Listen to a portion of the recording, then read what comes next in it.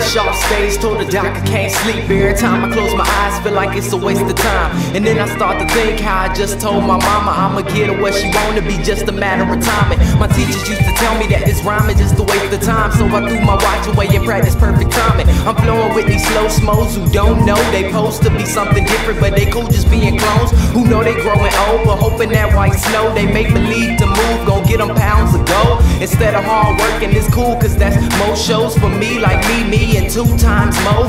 Claiming other niggas is whack like onomatopoeia, thinking I respond honestly, I don't see them. They feet ain't even big enough to sport these. Don't worry cause they always feel some type of way like 4 keys. Always said I would barely skate by. Well, I took that and I just kept on grinding. Fell a few times. Let me see you put them up. Reach the sky, touch the stars up above. Cause it's one time for the underdog. One time for the underdog.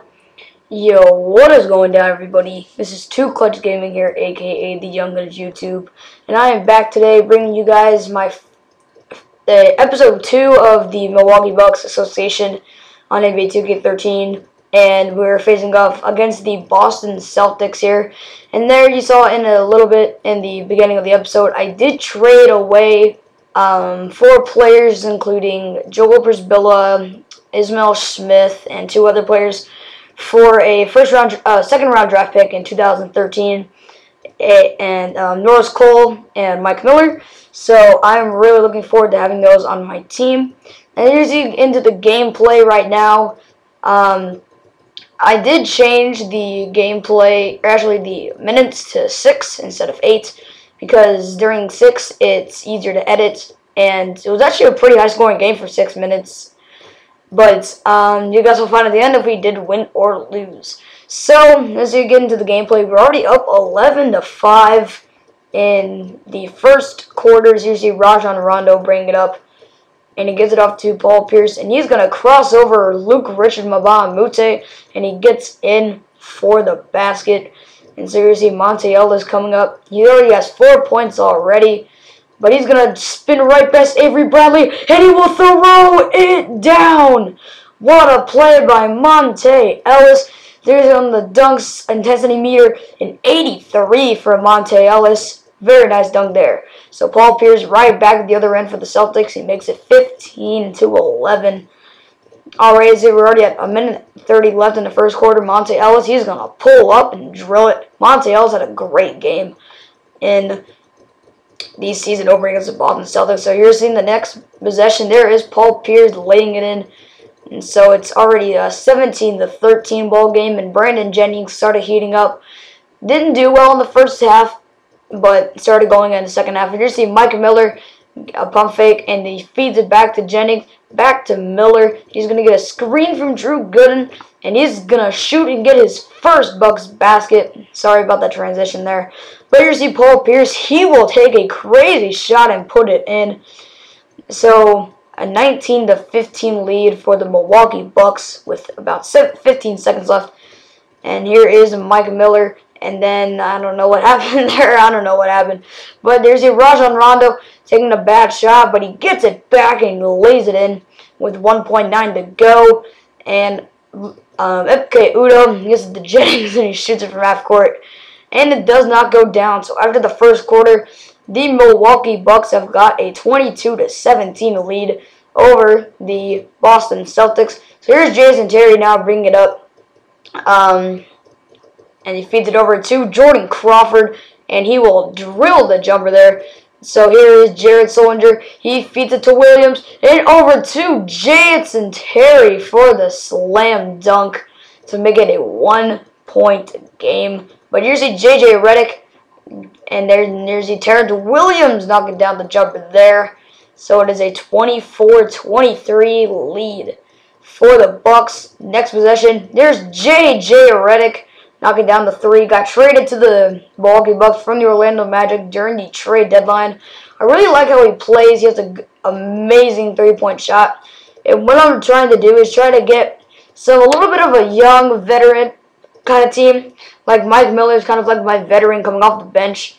And then I think I might put him to the starting spot instead of Luke Richard Mbah a Moute, because Miller can do more than Mabah Mute. And then Ellis and Jennings, 2 great 3-point shooters. And then Ersan Ilyasova, who really can improve, and he has improved the 3-point shot. And then a good center in Larry Sanders, who is I'm pretty sure he is leading the NBA in blocks. I'm not sure about that, but I think he's leading. Yeah, I think he's leading in the NBA in blocks. And I think he had a couple in this game. Here's Ersan Ilyasova. I don't know what happened there, but I'm trying to give it back. He was losing his speed, so I thought I had to give it up because then he was slowed down, and really hope he didn't miss the layup. But here's Avery Bradley feeding it inside to Kevin Garnett, who feeds it back to Bass, back to KG, and he lays it in to tie it up at 31. And so there's a miss by Norris Cole, and there's Larry Sanders, what I just talked about a minute ago. Gets his, I think that was his first basket of the game, I'm not sure. But his first basket is a slam dunk. So here's Rajon Rondo with it. He's got 49 seconds left. He is against Norris Cole and feeds it off to Paul Pierce, and he's going to shoot it over Mabah and score. And that's why I really want to start Mike Miller over Mabah Mute. He can do more than he can. Alright, so here's Cole, feeds it off to Monte Ellis, as I said earlier. A very good 3-point shooter with the Golden State Warriors. And coming from the Warriors to the Bucks in 2011, I think. But here's here we go into the halftime. We're up 36-33. But here's as we go to the first half stats, excuse me. Monte Ellis had 11 points, I'm pretty sure. He had 11 points as we were on top 36-33. Here's Paul Pierce feeding off the Garnett right in front of Ilyasova, but into Bass on the offensive rebound for the layup. And so here's Monte Ellis feeding it to Jennings, and here's Ilyasova up ahead to Brandon Jennings, and he's going to throw a little crossover move, find Ellis in the corner, and he's going to take a nice settled jump shot. So Ellis makes it a 40-35 ball game here. And so with about 3.5 to go in the third quarter, Paul Pierce with a nice Euro step as he lays it in to make it a 40-39 lead for the Bucks. So here's Ersan Ilyasova feeding it off to Sanders, and Sanders will throw it down. What a dunk by Larry Sanders.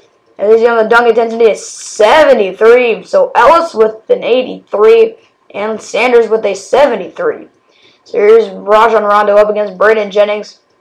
Rondo had a couple of free points earlier in the first half, but Kevin Garnett with the slam dunk right in front of Larry Sanders' face.